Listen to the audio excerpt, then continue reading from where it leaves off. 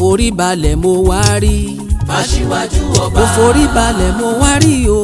Fáṣíwájú ọba. ọba Adeyeye Babatunde. Fáṣíwájú ọba. Enitan Ogunwusi mi. Fáṣíwájú ọba. Ọ̀jájá kejì táyé ń fẹ́. Fáṣíwájú ọba. àrólé Oòduà tiwa. Fáṣíwájú ọba. mo forí balẹ̀ mo wá rí bàbá. Fáṣíwájú ọba.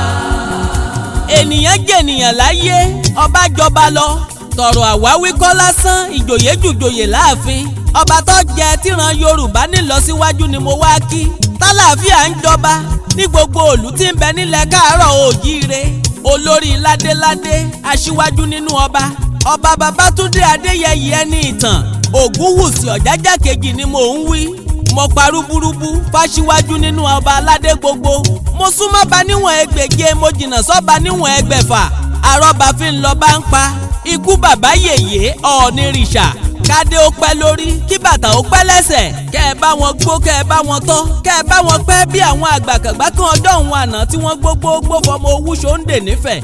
ọba Babatunde Adeyeye Enitan Ogunwusi Ọ̀jájá kejì ló ṣe bẹ́ẹ̀ tí ń ṣọjọ́ bí 50 ọdún lókè èèpẹ̀ ọpẹ́ fẹ́lẹ́dùà lókè gbogbo ògo kó mọ jẹ́ tẹlẹ́dùmarè ọba nínú ìrìn àjò 50 ọdún kábíyèsí lókè èèpẹ̀ ọba lókè lọ́pẹ́ tọ́ sí nínú ìrìn àjò 50 ọdún ọ̀hún ẹni kábíyèsí ti lo ìgbà èwe ẹni kábíyèsí ti kàwé débi tọ́lámì tọ́lá pẹ́rẹ́ ẹni kábíyèsí ti ṣiṣẹ́ takuntakun tó sọ́dọ̀ lówó tó sọ́dẹni iyì tó sọ́dẹni pàtàkì láwùjọ nínú 50 ọdún ọ̀hún ẹni kábíyèsí ti dọba aládé kì í wá ṣọba aládé lásán àrólé Oòduà aṣíwájú gbogbo ọba nílẹ̀ káàárọ̀ oòjíire ó dépò ọba ọ̀hún tán agbára òrùbó lójú kó mọ̀ ṣìwàwù gbogbo agbára tó ní ló fi ń túlé ayé ṣe gbogbo ìlú tí ń bẹ nílẹ̀ Oòduà pátápátá wọn ni wọ́n sọ wípé a ti ń lọ́ba aládé ṣùgbọ́n tọba Adeyeye Enitan yìí tún ṣàrà ọ̀tọ̀ kò sógun kò sọ́tẹ̀ ìrẹ́pọ̀ ìran Yorùbá jẹ́ lógún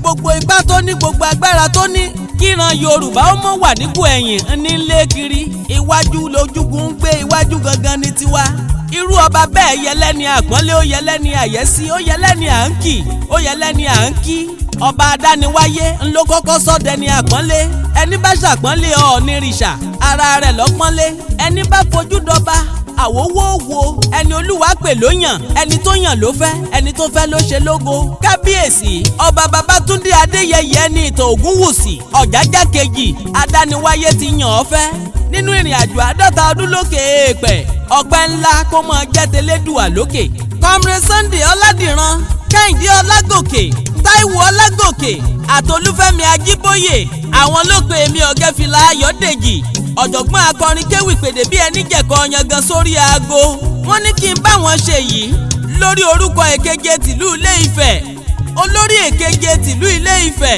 Chief Dr. Ìdòwú Sàlámì wọ́n ní ká fi dúpẹ́ lọ́wọ́ kábíyèsí pẹ́ẹ́kú ìtọ́jú ọ̀rẹ́ àwọn wọ́n ní bẹ́ni tí ń bẹ níta ò bá tiẹ̀ rí ni tán wọ́n ní kedere lẹni tí ń bẹ nínú ilé rí ni kábíyèsí ọba Babatunde Adeyeye Enitan Ogunwusi ẹ ṣé púpọ̀ ẹ kú ìtọ́jú ọ̀rẹ́ wa ni wọ́n sọ fún mi lórí aago wọ́n ní yàtọ̀ sáwọn iṣẹ́ má lè gbàgbé àtòhun ìwúrí tí wọ́n ń gbọ́ nípa ọba Adeyeye Enitan Ogunwusi láàrin ìlú ó lélẹ́yìí tí Dòwú Sàlámì sọ ló jẹ́ kóun túnbọ̀ mọ́ gbóṣùbà kàǹkà fáṣíwájú nínú aládé gbogbo kábíyèsí kígbà yín túnbọ̀ mọ́ tùbà kó mọ́ túṣẹ́ káwọn onílẹ̀ ó mọ̀ tì yín lẹ́yìn lójoojúmọ́ kádániwáyé ó mọ̀ fún yín ṣe pípẹ́pípẹ́ ńlá sọ̀rọ̀ igi ọ̀pẹ ó di dandan kẹ́ ẹ bá wọn pẹ́pẹ́pẹ́ kẹ́ ẹ bá wọn tọ́ kẹ́ ẹ bá wọn dàgbàdàgbà bí ará òwúrọ̀ kẹ́ ẹ má ṣe rí dààmú lórí ìtẹ́ gbígbà yín ti ń dùn ti ń lárinrin kó túnbọ̀ mọ́ dùn sí lọ́lá elédùà lókè.